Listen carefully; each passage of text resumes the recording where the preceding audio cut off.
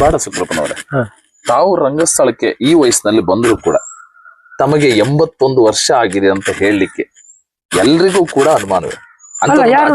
ಯಾರು ನಂಬುದಿಲ್ಲ. ನಾವು ಆರೋಗ್ಯ ಅಷ್ಟು ಚೆನ್ನಾಗಿ ಇಟ್ಕೊಂಡಿದ್ವಿ. ಈ ಆರೋಗ್ಯದ ಗುಟ್ಟೇನು? ಈ ಆರೋಗ್ಯದ ಗುಟ್ಟೇನು? ಯಾವ ರೀತಿಯಾದಂತ ಆರೋಗ್ಯದ ಬಗ್ಗೆ ನೀವು ಯಾವ ರೀತಿ ಗಮನವನ್ನು ತಗೊಳ್ತೀರಿ ಅದ್ರ ಬಗ್ಗೆ? ಬಾಕಿ ನಮ್ಮ ಉತ್ತರ ಕನ್ನಡದವ್ರು ಎಲ್ಲಾ, ನಾ ದಕ್ಷಿಣ ಕನ್ನಡದ ಹೇಳುದಿಲ್ಲ, ಚಟೇಶ್ವರನೇ ಬಿಟ್ರೆ ಅವ್ರ ಒಟ್ಟಿಗೆ ನಾವು ಸೇರ್ಲಿಲ್ಲ.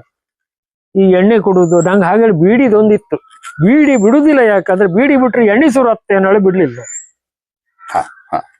ಹಾಗಾಗಿ ಆರೋಗ್ಯ ಚೆನ್ನಾಗಿ, ಮತ್ತೆ ಪ್ರತಿ ತಿಂಗಳ ಒಂದ್ಸಲ BP ಚೆಕ್ ಮಾಡೋದು, ಮತ್ತೆ ಟಾನಿಕ್ ತಗೊಳ್ತಾ ಇರ್ತೆ ನಾನು.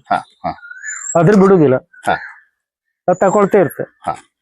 ಒಂದು ಶಕ್ತಿಗೆ, ಆರೋಗ್ಯದ ಶಕ್ತಿಗೋಸ್ಕರ ನೋರೋಬಿನ್ ಪ್ಲಸ್ ಹೇಳಿ 30 ಮಾತ್ರೆಗೆ ಸಿಗ್ತದ.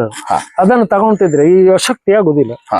ಯಾವ ಡಾಕ್ಟರ್ ಹೇಳಿದ್ರು ಯಾವ ಎಫೆಕ್ಟ್ ಇಲ್ಲ, ತಕೊಳ್ಳಿ ಅಂತ ಹೇಳಿ ಡಾಕ್ಟರ್ಗೆಲ್ಲ ಆ ರೀತಿಯಾಗಿ ತಮ್ಮ ಆರೋಗ್ಯವನ್ನು ಚೆನ್ನಾಗಿ, ಮತ್ತೆ ಟೈಮ್ ಟು ಟೈಮ್ ಊಟ ಕರೆಕ್ಟ್ ಆಗಿ ಟೈಮ್ 1 ಗಂಟೆಗೆ ಮನೇಲಿ ಊಟವೇ. ನಮ್ಮ ಮನೇಲಿ ಗಣಪತಿ ಉಂಟು, ಚೌತಿ ಹಬ್ಬ. ಆ ದಿವ್ಸನಾದ್ರೂ 1:30-2 ಗಂಟೆ ಒಳಗೆ ಊಟ ಮುಗಿಲೇಬೇಕು ಕ್ರಮವೇ. ಯಾವ ಕಾರ್ಯಕ್ರಮ ಮಾಡಿದ್ರು ನಮ್ದು ಅಷ್ಟು ಟೈಮ್ಗೆ. ಈ ಮೇಳದಲ್ಲಿ ಇಲ್ಲಿ ಮೇಳದ ಬಿಡಿ, ನಾವು ಅರ್ಧ ನರ್ವಸ್ ಆಗುದೇ ಮೇಳಕ್ಕೆ ಬಂದಿವಿ.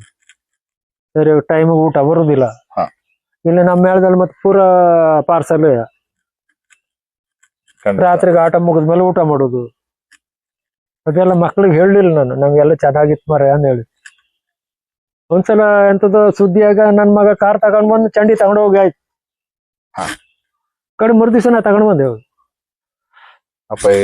ಬೇಡ ಮತ್ತೆ ನೀನು ಮೇಳಕ್ ಹೋಗುದು. ಪ್ರಿಯ ವೀಕ್ಷಕರೇ, ಈ ವಿಡಿಯೋವನ್ನು ನೋಡಿ ಹಾಗೆ ಸುಮ್ಮನಾಗಬೇಡಿ. ಕಲಾಜೀವಿ ಯೂಟ್ಯೂಬ್ ಚಾನಲ್ ಅನ್ನ ಶೇರ್ ಮಾಡಿ ಮತ್ತು ಸಬ್ಸ್ಕ್ರೈಬ್ ಮಾಡಿ.